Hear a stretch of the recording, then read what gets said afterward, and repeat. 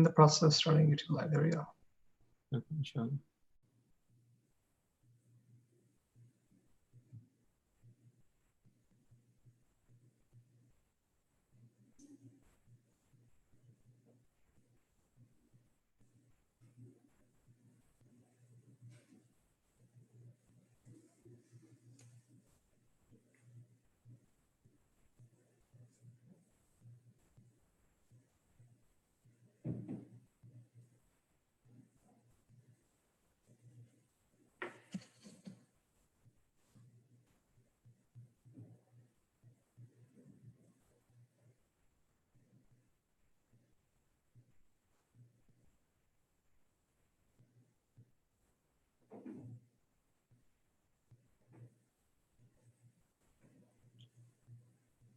Okay, Dr. Abdin, if you are ready. السلام عليكم ورحمة الله وبركاته. أعوذ بالله من الشيطان الرجيم. بسم الله الرحمن الرحيم. I have some PowerPoint slides that I want to start with, so I'm going to share my screen with the group.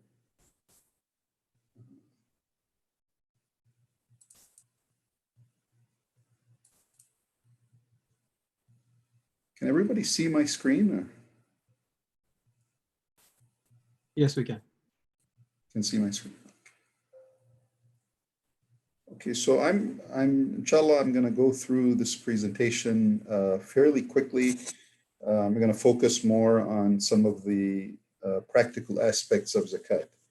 Inshallah, the idea here is to not talk a lot about the virtues of zakat and the importance of zakat, but really to try to answer some questions about the how-to and the details of how we're supposed to pay our zakat.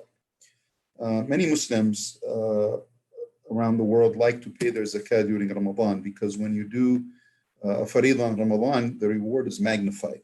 So you get kind of the reward of doing the zakat, but also it's magnified further because it's done in Ramadan. Also because Ramadan is probably the only time of the year, aside from Hajj, where we connect with the Islamic calendar. And zakah is calculated based on the Islamic calendar. I'm going to skip some of these slides as we go through it. There are different types of properties and wealth that require zakat, and the scholars have kind of divided them into 5 categories. So what's called personal wealth, this includes money, stocks, anything of value that you hold. Then there's business wealth, which is things if you own a business, you buy things and you sell them. So those goods are called trading goods. Or the other type of business wealth is an exploited asset. So for example, a rental property or a factory or something you own, but you utilize it to generate money. The third category is agricultural produce. So people who have farms and so forth. And then livestock, people who raise sheep and cow and whatnot. And then treasure troves are pretty rare. These are things that people have buried and so forth.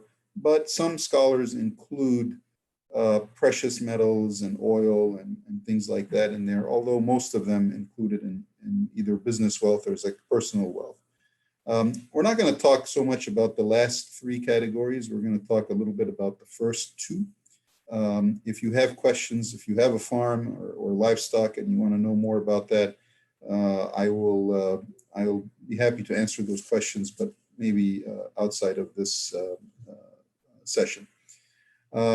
Now, there are certain things that are not subject to zakat, and it's important to know what they are. So, for example, things that you use for your own personal needs, for example, food that you have at home or clothing, your own residence, the actual home that you live in, your own car, if you have a cat or a guard dog or some other domestic animal, you don't. If you have certain tools that you use in your house, then you don't, those are not subject to zakat. Things that are not owned by individuals, like for example, a masjid, which is really in public trust, there is no zakah on that. There's controversy about what to do with unlawful wealth.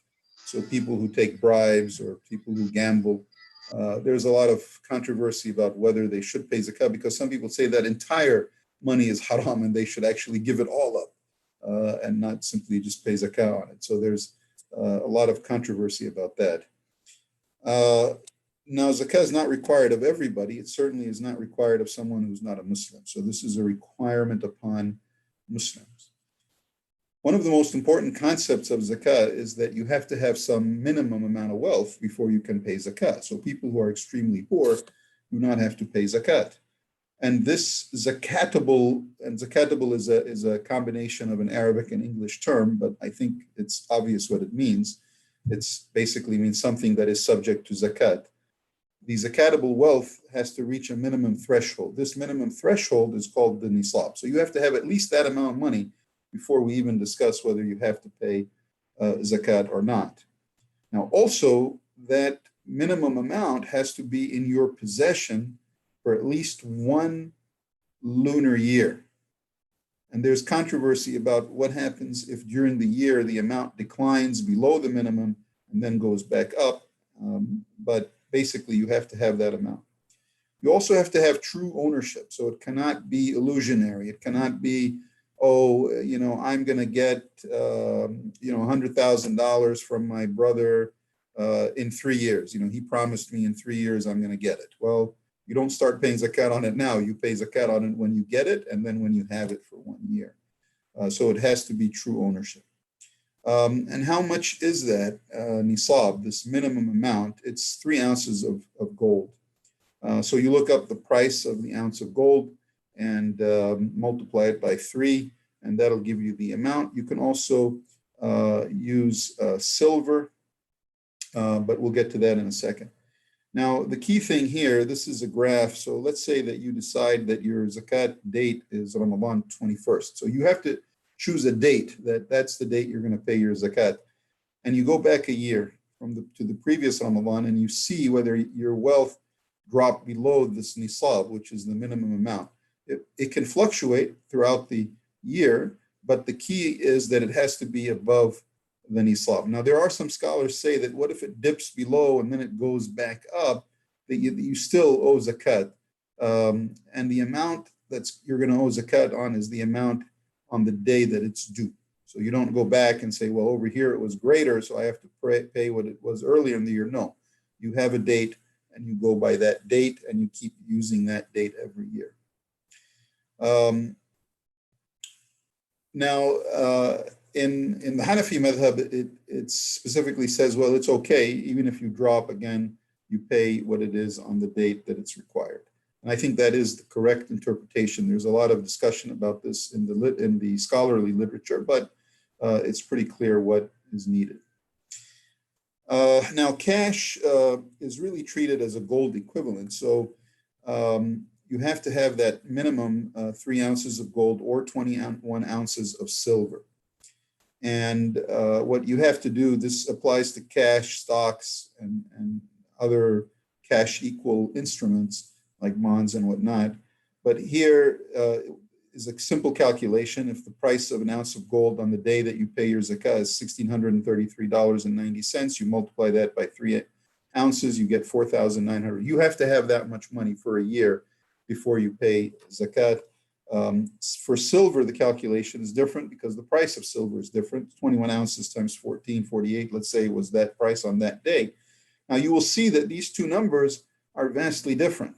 So which one do you take as the minimum? Do you take the higher number or do you take the lower number? There is controversy, but the most valid opinion is that you use the smaller number. So if you at least have $304 to your name and you've had it for a year, even if it dipped in value during that year, then you have to pay zakat on all the cash that you have and you've had possession of for more than 1 year. Now, what about goods that are traded? So let's say you own a store and you buy things and you sell them. Bottom line is you have to pay zakat. And there's an example here that I think, I'll go straight to the example because it'll demonstrate the point. The amount of zakat after 1 year is 2.5%. And basically, if let's say you own a shoe store, and if you own a shoe store, you buy $5,000 worth of shoes, and then, so you put in $5,000 and you sell those shoes within 2 months. And then you take the proceeds, let's say you made a profit of $2,000, you take the $7,000 and you buy socks and boots, and then you sell those. And let's say you sell them and you make another $1,000 profit. So now you have $8,000. So at the end of the year, you have to pay zakat on the $5,000 you put in to buy the traded goods and any profit that you made in that year, minus your expenses, of course. But this is the amount in terms of the amount that you're going to calculate your zakat on. It's this amount minus the expenses, and whatever's left is 2.5%. Now, what if you have a rental property? So let's say you own a house and you rent that house. Well, you don't pay zakat on the house itself until you sell the house. So when you sell the house, and even if you didn't make a profit, whatever the amount was, let's say you bought it for $300,000, you sold it for $350,000, and you kept that $350,000 in your possession for 1 year, then you pay zakat on it. Now, what do you do in the meantime? Let's say you have this house, you bought it for $300,000, you're renting it out, you're collecting rent. You pay on the profit from the rent. So the rent, you're going to have expenses. So you're going to, you're going to have to pay property taxes. You're going to have to pay, whatever expenses are related to a rent, repairs, whatever it may be. And then whatever is left at the end of the year, you have to pay zakat on that amount, the profit, 2.5%. This also applies to if you have a car that you use for, let's say you're a Uber driver or a Lyft driver, same thing. You don't pay on the car's value, you pay on the profit from using the car at the end of the year. Now, if you have a business, fixed assets of the business are not zakatable. So if you have computers, chairs, other equipment that you're using to generate money, you don't pay zakat on those until you sell them. When you sell them and you make a profit and you keep the money for a year, then you pay zakat.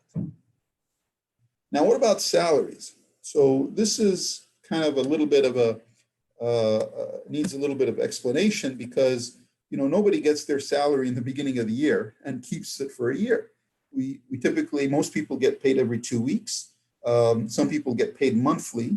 But bottom line is you have a salary that comes in, trickling in over time throughout the year. You may get bonuses, you may consult and get professional fees, whatever the circumstance is, this is earned income. So this is income you work for and you get.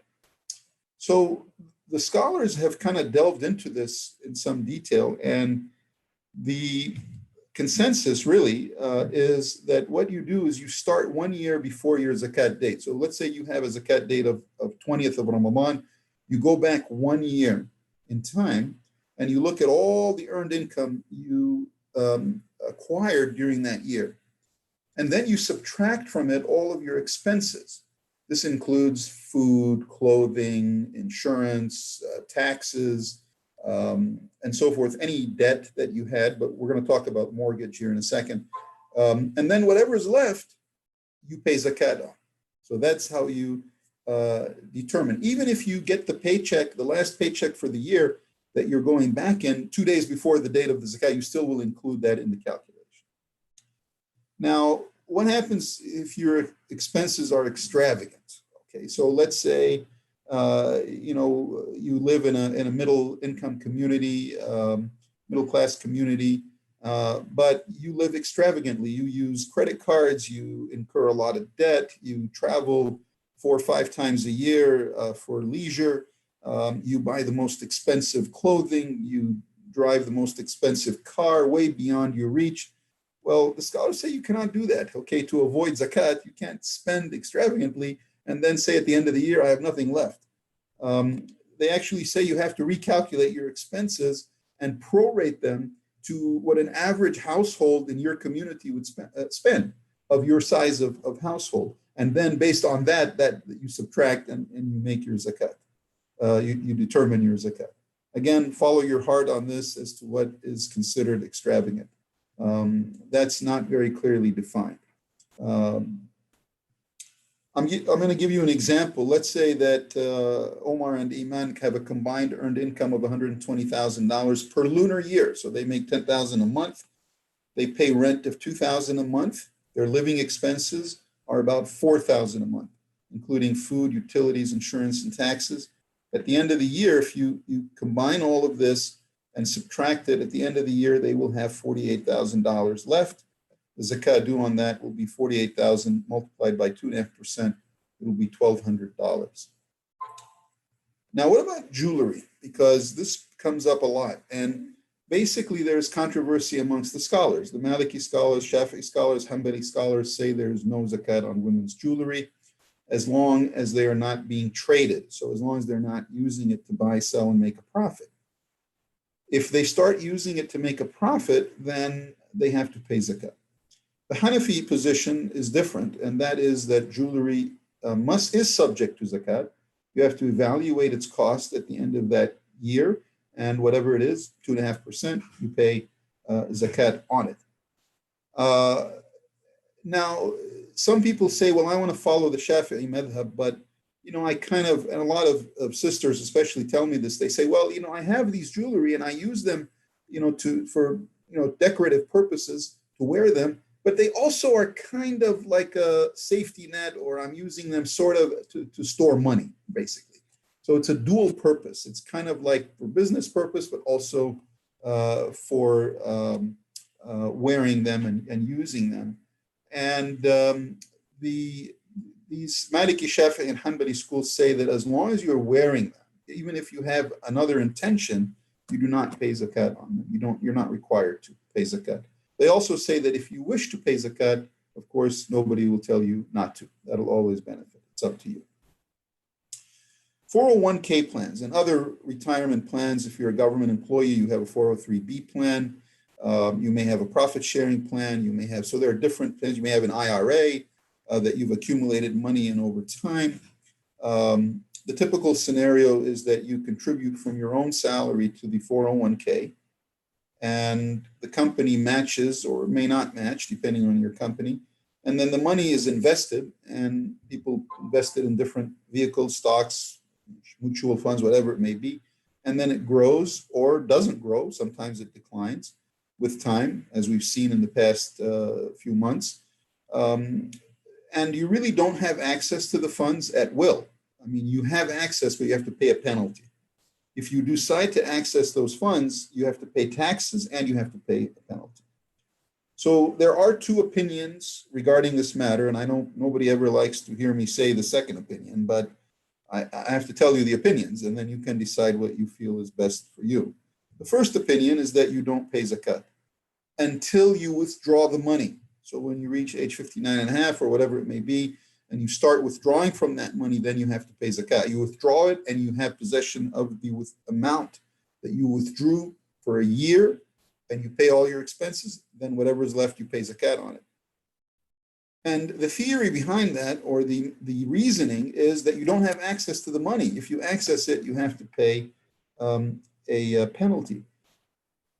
The other opinion is that no, you do have access to the money. So yes, there is a penalty, but if you really wanted to get that money, you could.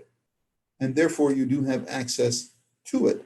And so the question becomes, how do you pay zakat on that money? Well, you certainly shouldn't have to withdraw the money and pay a penalty and pay taxes to pay the zakat on it. You use other funds. Unless you don't have other funds, then you would have to withdraw if you subscribe to this opinion. But the way you calculate the zakat is you look at the value of the 401k and you subtract the penalty, which is 10%. Now it's 10%. It could go up later, depends on what the Congress says, but it's 10%. And you subtract also the taxes that you would pay if you withdrew the entire amount. So that depends on your tax bracket. If you're in the 35 bracket or the 40 bracket or whatever it is, you have to calculate what the amount would be of taxes that you would have to pay. You also would have to calculate the extra taxes you would have to pay if you withdrew the amount, because if you withdrew it, it would increase your income that year and you might move into a higher tax bracket. So you would have to calculate the higher percentage, and you would also have to calculate the penalty. So you would subtract those amounts on paper, and whatever is left, 2.5% is the amount of zakat that is due, and you pay that annually. Again, two different opinions. Stocks, mutual funds, bonds, these are considered cash equivalents. There is an opinion that zakat is 10% on the profits only. This is a very weak opinion. Really, the correct opinion is that zakat is due after 1 year. You may sell and buy these stocks. So they're almost like traded goods in a way. You may sell them and buy them, but at the end of the year, you look at your portfolio and whatever the amount is that you've had for more than a year in there is the amount that you pay zakat on, which is 2.5%.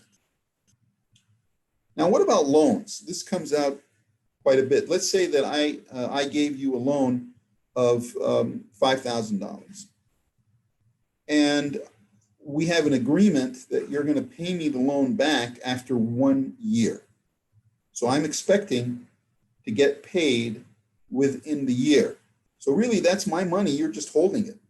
So the question becomes, do I have to pay zakat on that 5,000, or do I wait until I actually receive the 5,000 and then pay zakat on it? So if you're expecting that you are going to receive that money within the year, then you pay zakat on it. Now, what if you don't expect to be paid back? So I gave you a loan. I'm not sure if you're going to pay it back in a year. Then the scholars say wait until you get paid back, and then you pay the zakat of 2.5%. Now, what if it's more than a year? What if I give you a loan and it's not due to be paid back for 3 years? So what do I do each year? Do I pay zakat every year, 2.5%? Or do I wait until, most scholars say you wait until you receive the money, then you pay the zakat for 1 year only. So you pay the 2.5% only one time. So that's the most correct opinion on this issue. Now, what about the borrower? So I gave you the loan of $5,000. Now you have $5,000 and you're holding on to that for a year, doing whatever you do with it. You may invest it, you may spend it, whatever it may be. Most scholars say you don't pay zakat on it. So you deduct it from whatever wealth you have when you do your zakat calculation. However, the Shafi'i school is different in this regard. It says that if you acquire a loan and you keep it under your possession for a year, so you don't do anything with it, you don't spend it, you don't do anything, and you have it for a year, then you have to pay zakat on it until you pay the loan back. Now, if you pay part of the loan back during that year, then you don't pay zakat on the portion you paid back. You only pay zakat on the portion that you have left with you after 1 year. Now, what about large debts like mortgages and car loans? These are debts, a mortgage might be 30 years. If you could deduct that each year, you would never pay zakat. It's a huge amount. So there are some different opinions. One opinion is that only debts of need are deductible. So a mortgage may not be a need in the opinion of some scholars. Some others say, well, these large debts are not deductible. The opinion that I think is the most valid is that you deduct the portion that you have to pay back during that 1 year. So you can deduct that amount from your income as an expense, and you don't pay zakat on that amount that you pay back. So who receives the zakat? There is a ayah in the Quran that's very clear. The poor, the needy, or the indigent, those whose hearts need to be reconciled, those who are in bondage. We don't have slavery anymore. Those who are severely debt-ridden. So let's say someone is in debt and they're sick. They don't have a job. They can't work. They're never going to be able to pay back that loan. Then you can give your zakat to them to help them pay back their loan. One way you can do that is if they owe you money, you can forgive the money, and it's as if you gave them a zakat. Or you can give it for the cause of Allah. And this is, again, not very clearly defined. It's meant to understand jihad. Again, jihad is difficult to define, and so forth and so on, but that's what it means. Or to the wayfarer, so a traveling person who's stranded and needs help, then you can give them from zakat. And the ayah says this is an obligation from Allah. So it's not optional. Okay, this is an obligation. Here are some details of this that I kind of quickly went through. Now, what about paying your zakat to masajid or to schools or an Islamic hospital? Can you do that? The scholars say they know. That's really not included in the ayah. So you cannot pay your zakat. However, there are a minority of scholars, a few of them, who have allowed it in non-Muslim countries. So places where these masajid, really there's no government to build the masajid. It has to be the people. And so they've allowed the use of zakat money for that. But those are in the minority. The most valid opinion is that you cannot use zakat money. You can use sadaqah money, but you cannot use zakat money to pay for masajid. Now, this issue of travelers who are stranded, how are you going to find a traveler who's stranded, right? It's not, you're not going to find, it's difficult. You live in Santa Clarita to find a traveler who's stranded in Santa Clarita. I mean, that's real at the time that you want to pay your zakat. I mean, it's a difficult thing to achieve. But scholars have said that refugees fall into this category. They are stranded. They've had to travel from their place where they live by force or by circumstance, and they can't go back, and they're stranded. So these would fit into this category, and you can pay money, your zakat money, to help them with their situation. Who cannot receive this zakat? Rich people cannot receive zakat. Okay, you can't pay your zakat to someone who's wealthy. Also, you should not and cannot pay it to someone who's able to work but refuses to do so. So this is an important category. Non-Muslims do not receive zakat. You can pay sadaqah to non-Muslims, but you cannot pay zakat to them. The idea is that zakat is obligatory upon Muslims only. We don't obligate the non-Muslims to pay zakat. So because it's obligatory on Muslims, it should be distributed to Muslims. That's the theory. We certainly should not pay it to people who are overtly enemies of Islam and Muslims, even if they themselves are claimed to be Muslims. People who you're obligated to support. You cannot pay zakat to your parents. You cannot pay zakat to your wife. You cannot pay zakat to your children. You're obligated to take care of these people. And therefore, you cannot pay zakat to them. We already talked about the masajid. How do you actually do this? You set a date. Many people set their date in Ramadan. It has to be paid on that date every year. You can change the date earlier or later if you wish, but you have to, if you defer it to a later date, you have to pay the difference. You cannot set the date and then say, I'm going to pay it 2 months from after the date. No, you have to pay it at the time that it's due. You can pay it ahead of time. And a lot of people do this. So they pay every month a little bit, and their intention is that this payment is for zakat. And then when the date reaches, they calculate how much they've paid, and if there's any residual payment they have to make, they will make that payment. So you can do that. That's allowed, to prepay your zakat, and you can estimate how much it is and prepay. You must pay it to the proper recipients, and most importantly, it must be paid with the intention of paying zakat. And that's it. I'm going to stop there, and we're going to answer some questions. Let me see. How do I stop sharing my screen? There we go. Okay. We do have some questions that people submitted ahead of time. So, and I appreciate that. So I'm going to, I think I answered some of these questions in the presentation, but I'll just read through them because I think they're good, very good questions. And then we can open the floor for questions, which you can type on the chat panel, and I can see that. But the questions that were submitted ahead of time, the first question was, how do you best figure out how much zakat you owe? And I think I went through that. Now, a lot of the organizations, Islamic Relief, CARE, and others, actually have a zakat calculator on their website. That's pretty good. I mean, it's not perfect. It's not going to be suitable for everyone's specific situation, but it will give you an initial framework for you to work from, where you can try to calculate your zakat. But basically, it's everything we just discussed. How is it calculated on a bank balance? So if you've had the money in the bank for a year in your possession, and you've paid your expenses from that bank account, then you, whatever it is that year, the amount that's been there for a year, that's what you have to pay zakat on. Who is not eligible for zakat? I think we went through that in the presentation. Do you pay zakat if you have loans? We also went through that in the presentation. Do you pay zakat on retirement savings? Again, the two opinions on this. I think I went through them. Some are of the opinion that you should. Some are of the opinion that you don't have to. Do whatever you feel comfortable with in that regard. Can you give zakat to immediate family members? I don't know what's meant by immediate, but your children, no. Your wife, no. Your mother and father, no. But can you pay it to your uncle? Yes. Can you pay it to your sister? Yes. Can you pay it to your brother who's in need? Yes, you can. Inshallah, you have double the reward. But yes, you can. Can you pay it monthly? Yes, you can prepay. So you can pay it monthly if you so wish. Instead of paying my zakat here in the United States, can I send it overseas? Yes, it's not restricted geographically. You can send it to anywhere in the world as long as you know that it's, number one, going to Muslims, and number two, that it's going to people who are deserving of zakat. Do I have to pay zakat on rental income?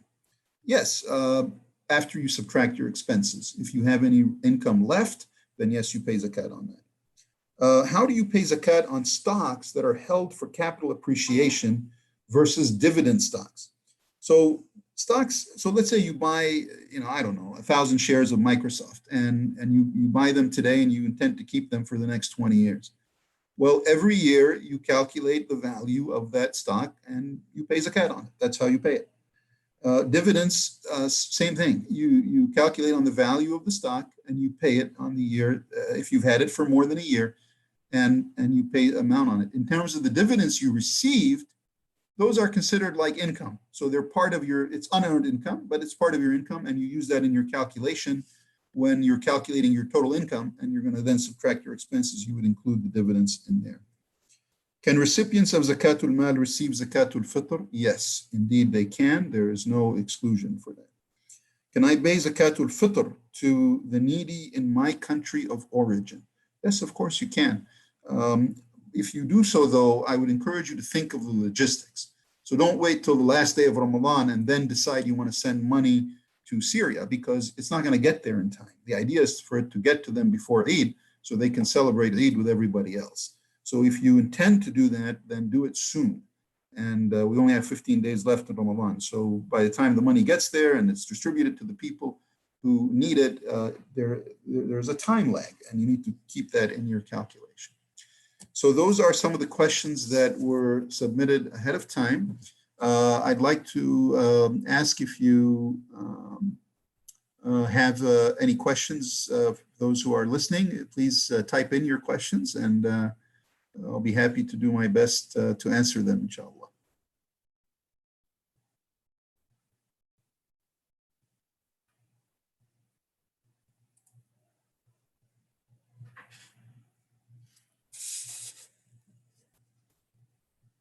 I think nobody has any questions, it looks like, huh?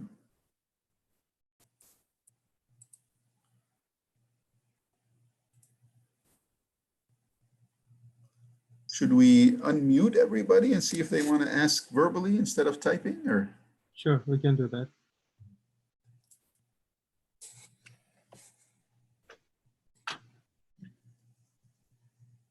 So if anybody has a question, he or she can unmute themselves and ask.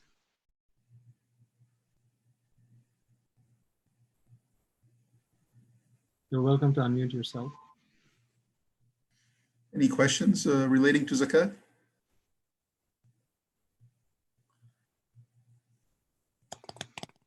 Looks like we covered everything in the presentation and the questions that were submitted ahead of time. Alhamdulillah, that's good.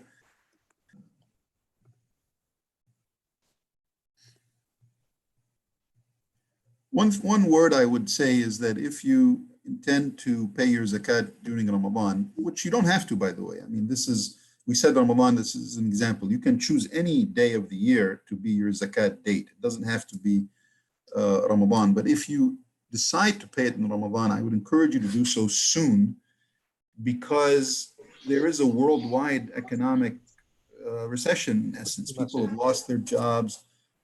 It's really a difficult time for everybody. So Do it like do it as soon as possible. I see a question.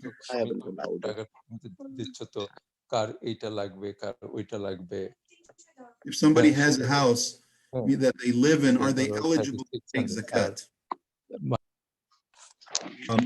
I think that there's a question about if somebody, so let's say that somebody owns a house, but obligation khatam ho gayi na, because it has to be paid before Ramadan, na?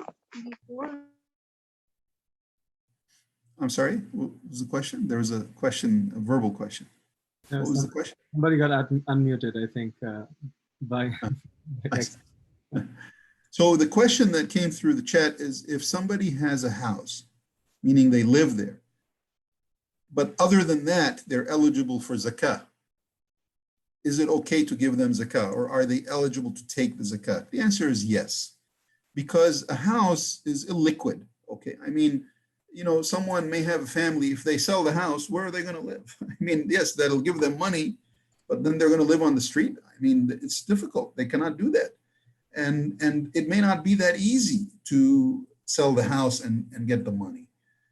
So even if they have a house, but if they're poor or they're in need, then you can still give them zakat. Wallahu a'lam. That's my opinion. And the opinion of many scholars, not just my opinion, because this is a common question.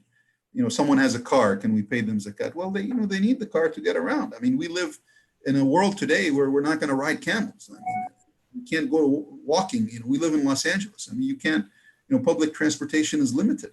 And so, and it costs a lot of money too.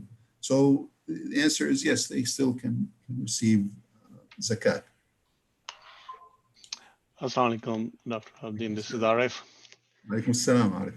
Thank you for hosting this and giving us all the information. I just have a quick question on 401ks. So you mentioned two options.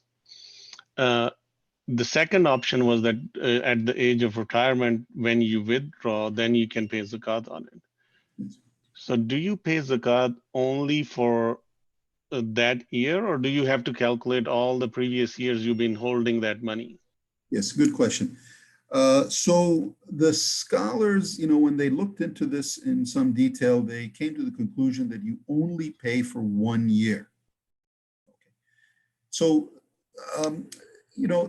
let's say that you have, $500,000 in your 401k by the time you reach age 59 and a half. And you're going to start withdrawing money from that account. Now, let's say you decide to withdraw $10,000 a year. So you're not going to withdraw the whole 500,000. You're going to still keep it there. Because if you withdraw the whole amount in one time, you have to pay taxes on it. So if you decide to do that, if you withdraw all 500, you have to pay zakat on the 500 minus the taxes that you have to pay. However, if you withdraw only 10,000, you're going to pay zakat on the 10,000. So you take the 10,000, you subtract your taxes, and you add that, whatever is, let's say your taxes are 3,000, the 7,000 is added to your income, and you're going to pay zakat on that for 1 year only. You don't go back. And as you continue to withdraw, you keep paying zakat on whatever amount it is that you withdraw. If you decide to withdraw the full amount, the 500,000, then you have to pay taxes. You have to figure your expenses and taxes, and then whatever is left, you pay zakat for only 1 year. You don't go back and pay for 20 years or 30 years. Because the scholars say if you did that, the whole thing would be gone. You'd have zero. So that's why they said, no, that's not reasonable. So really for 1 year only. Thank you. Any other questions? Assalamu alaikum, Dr. Saab. This is Zartab. Thank you for doing this.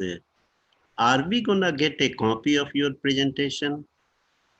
Absolutely. I'm happy to share it. I'll email it to Dr. Mahbub, and then he can disseminate to whoever wants to have it. Absolutely. Thank you. If you want more information, the Zakat Foundation of America has a website that has a lot of valuable information, much more than in my presentation. They have very, very, very thorough, very good information. But in the presentation, the last slide is a slide of references also of some websites that will give you more information. The most thorough information is a book. It's actually a 2-volume book written by Dr. Yusuf al-Qaradawi. The book was written in Arabic, but it was translated into English, and it's available online for free. You don't even have to buy it. And it is extremely thorough. It goes through different scenarios, a lot of detail, talks about stocks in detail. It talks about retirement plans. It's rental property. I mean, it really delves into, what if you own land? I mean, there's all these scenarios, and he really has done, in my opinion, this is a encyclopedic work, and it's really a reference for this topic. And the name of the book is Fiqh Zakat, the fiqh of zakat. I mean, that's all it talks about. It doesn't talk about anything else. And it's really quite a book. It's available for free online. And if you want to purchase a copy, also it's easy to find. I think it's on Amazon, if I'm not mistaken, but many Islamic bookstores online also have an English version of it that you can purchase and order. But it's an extremely valuable book and highly detailed on this topic. Thank you.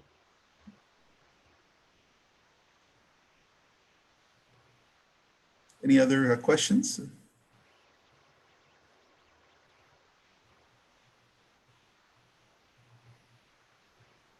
There is a question. Let me see if the question is too broad. How to determine zakat for a business? How to determine zakat For a business. worthiness? For a business. Oh, for a business. Oh, okay. Well, that's an important question. So it depends on the type of business. Okay. If you are in the business of trade, meaning you buy and sell things. So let's say you have a clothing shop and you buy shirts in bulk and then you sell them in retail. So you make a profit. In that case, you have to, you've invested capital to do that, right? I mean, when you go to buy your merchandise, you have to pay money for it. And then you sell it and you hopefully make a profit. Well, after 1 year, so you keep doing this, you buy and sell, buy and sell, buy and sell all year long. At the end of the year, you have to pay on your net profit. Okay, this is important because the business has expenses. You have to pay electricity, you have to pay water, you have to pay your employees, you have to pay rent for your store. So you subtract all of those expenses from all of your revenue that you received throughout the year. And then the net profit at the end of the year, you pay zakat on it. However, if you have inventory at the end of that year, you have to pay zakat on the inventory as well. So you pay on the net profit and on the inventory that's at the end of that year. Now, if you're in a service business, so let's say you're a lawyer or a doctor, or you don't have physical things you buy and sell, you're selling your service. However, if you have inventory, if you're selling your services, then it's your net income. So whatever the net income is of the business at the end of that year, that's what you pay zakat on. Even if you just acquired the revenue a week before, it doesn't matter. It's at the end of the year that you have zakat. That's when you pay your zakat based on your net profit. I hope that clarifies. And again, there may be some unique businesses that are, different, but the general issue is total revenue minus total expense, and that includes taxes and whatever other expenses you have. The net of that net profit, that's what you are going to pay zakat on the year, on the date that you have the zakat due. I hope that answers the question about how to compute it on a business. Now, I will tell you though that there are some exceptions to that. One exception is if your business is farming. I think I said that in the beginning of the presentation. For those of you who may have logged in a little later, you may not have heard that. If you own a farm, if you own a land and you have, orange trees there, and that's different. There you pay 10%. And you pay it when you harvest. So you don't pay it net profit at the end of the year. You pay it immediately on harvest. So you harvest your oranges and you're going to sell them. You take 10% of that and you pay zakat. That's different. Livestock also is different. So let's say you have a farm and you have cows and that's your business. You raise cows and then you slaughter them or you sell them or whatever. That has a whole different calculation. depending on what type of livestock. So if you have camels, it's a certain calculation. If you have cows, it's a certain calculation. If you have sheep, it's a certain and so forth and so on. So there are some unique businesses that are subject to a different formula for calculating the zakah and a different timing. But I mean, I think very few people, I don't know, very few people in Santa Clarita have, farmland or have, livestock business. But if you do, that's a whole different thing. And we can discuss that privately if you wish at a different time, because it is very intricate and it's a little bit complicated. I hope that answers the question about how do you compute it on a business.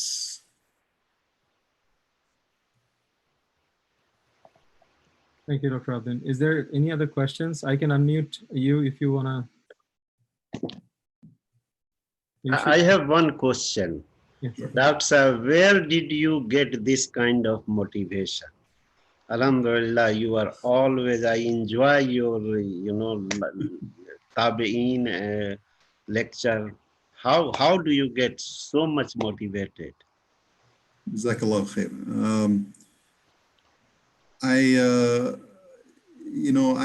I have to thank my mother and father for that. Alhamdulillah Rabbil Alameen. My father, rahmatullah alayhi, he passed away recently, but he always instilled in me, you need to find out. I remember the first time I asked him, when I actually, started having a job and making some money, I said, Dad, how do I pay my zakat? I remember I asked him that. And he said, I don't know. I said, what do you mean you don't know? By the way, my father was a professor of accounting. And he wrote books on Islamic finance. When he tells me he doesn't know, I know he's not, he has some other agenda. I said, what do you mean you don't know? He said, you need to go find out for yourself. You need to go learn about zakat. You learned how to pray. You need to go learn how to pay your zakat. And then after you've learned, you come back and talk to me and I'll review it with you. And we'll see if you learned it correctly. But he encouraged me. And that's why, and ever since then, I became interested in this topic. And I've been interested since then. And this was, I'm talking, I was first year college. I had a job. I was working, going to college and working. And I didn't know what to do. I was making money and I had no idea what to do with it.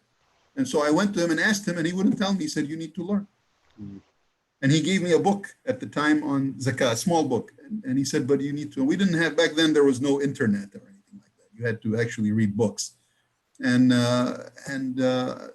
So he stimulated me to learn about this topic. Alhamdulillah. I ask Allah subhanahu wa ta'ala to have mercy upon him.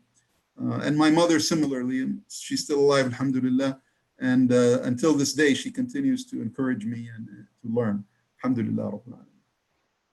And ask Allah to give motivation to all of us to learn about our deen. We spend a lot of time learning how to pray, but zakat is another pillar of Islam. It's not any different than salat. We have to do both. So we really should learn the details of both. We learn so much detail about salah. Should we say Ameen after the Imam or not? Should we put our hands below or up, or how do we learn all these intricate details? Yet when it comes to zakah, we somehow feel we don't have to learn. Well, we should learn all the details of our zakat and how we're supposed to pay it properly, because it's equal. In fact, in the Quran, Allah subhanahu wa ta'ala mentions zakah combined with salah 82 times. When he mentions salah, he mentions zakah 82 times. So they are equal stature.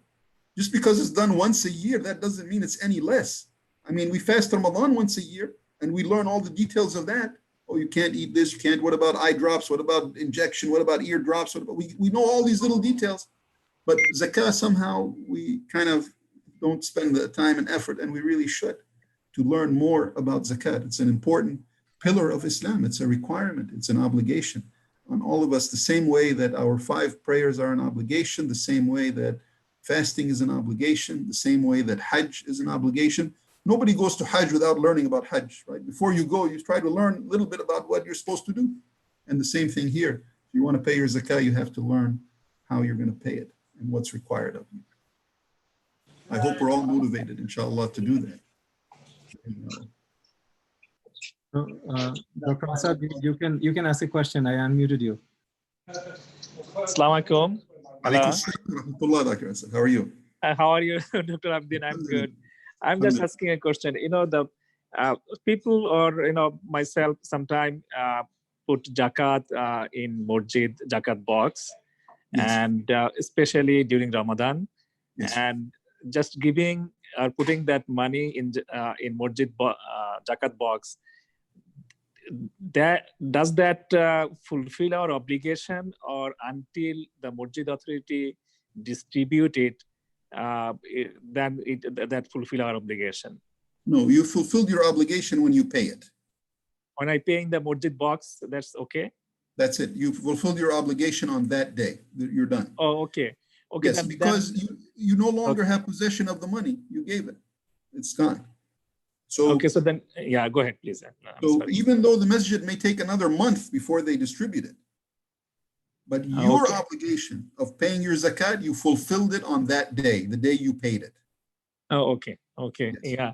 The reason I'm asking, because sometimes we take time to distribute the zakat fund. So yes. I was thinking whether it's the right thing to do, or we have to pay the zakat as soon as we get it before the Ramadan ends.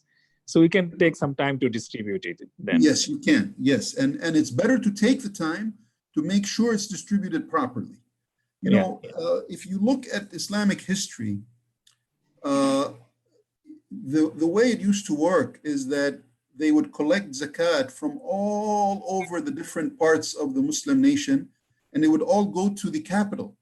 So for example, during the Umayyad time, they would collect from Mecca and Medina and Iraq and Egypt, and all the money would go to Damascus. And then in Damascus, they would sit there and calculate and distribute and see who's in need.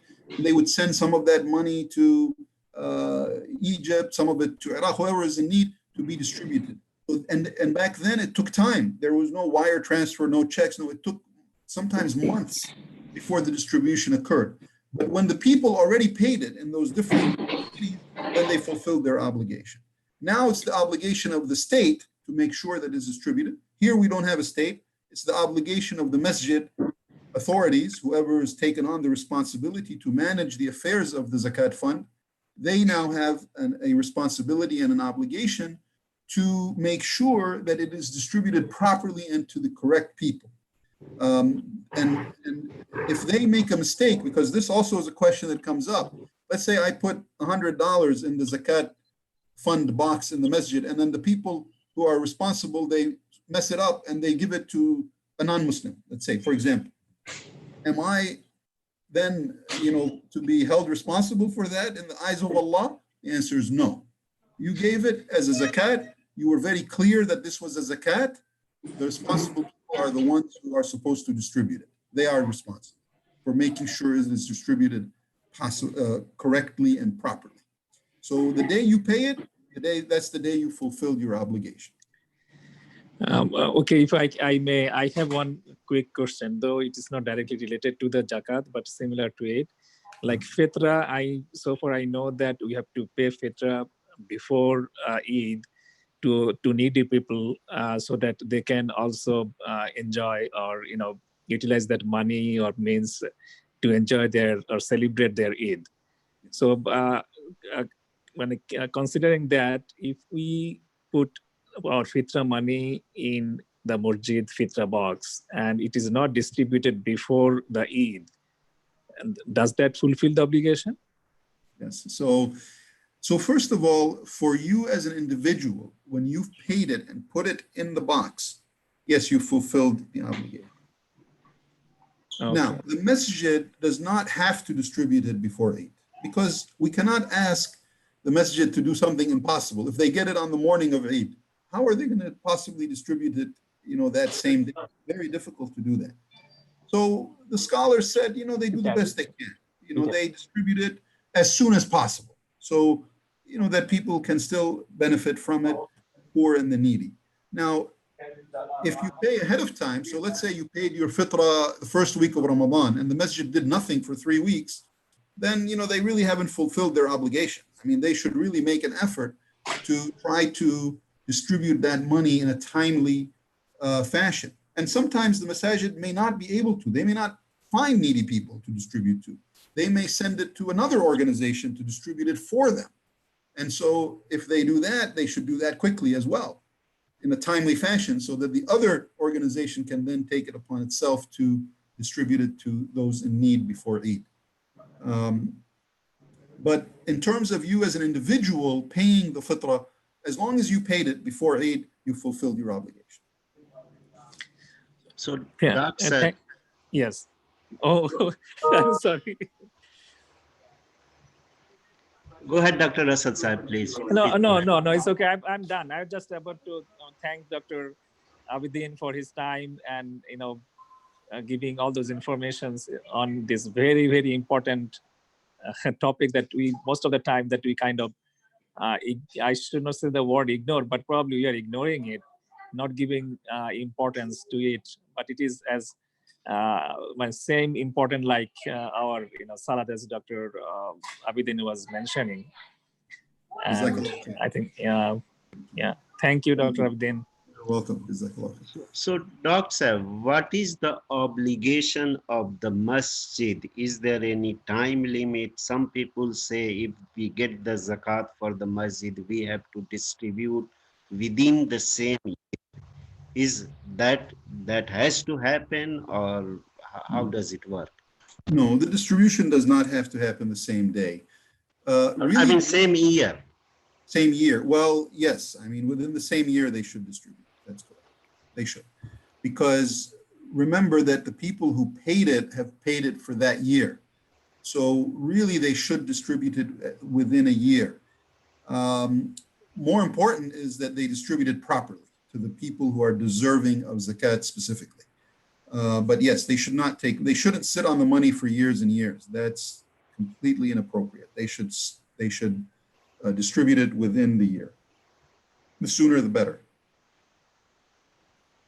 One of the questions that comes up that do not send money outside USA because your mosque will come into trouble, because you are sending and you don't know where is being sent, and that organization become a terrorist organization. They will come and shut down your mosque. Yes. And I mean, this question comes always, and that's the reason, sometimes money is not distributed in a timely manner. So it's an important question that you bring, and it's one of the operational obstacles to fulfilling the obligation. And yes, it's very critical that every masjid follow the rules and follow the laws and do things by the book. And you're right. I mean, you can't do something wrong for the sake of expediency. That's not acceptable. But at the same time, you cannot delay too much. I mean, you can't delay, because at some point that becomes more of an excuse rather than a reality. Yeah. And so you have to find the balance between those two. And if you cannot, time goes by and you cannot distribute it to, let's say the intent of the masjid is to send it, to Syria or to Iraq or some other place in need, or Yemen, and they cannot do it, they can't get it there to the needy, then distribute locally. I mean, there are Muslims in need here in the United States, and then that's perfectly fine. And there are organizations also, like Islamic Relief, for example, that are sanctioned by the state. It's perfectly legitimate to give to them. They will distribute it properly. They have a lot of experience in doing this. They do a good job, and there's nothing illegal about doing that. So there are other avenues to distribute the zakat in a timely fashion. Thank you. So, any other questions? It's 6 o'clock. I want to be respectful to your time. Is there any other questions?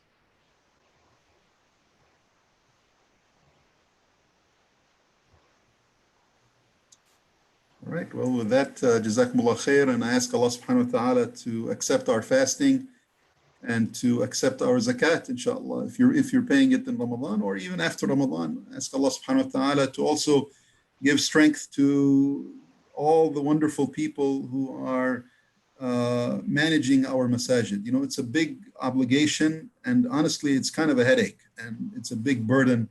Dr. Mahbub, we appreciate you so much. I mean, you are a treasure in our community, and you're a man of great stature, and we all respect you. And I know that you're doing this for the sake of Allah subhanahu wa ta'ala, and you're doing a great job, I think. I mean, in my opinion, alhamdulillah. You're a wonderful leader, and I think you have a wonderful board and a wonderful team.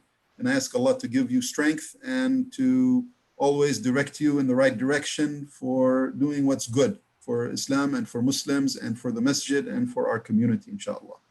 Jazakumullah khair. Assalamu alaikum wa rahmatullah.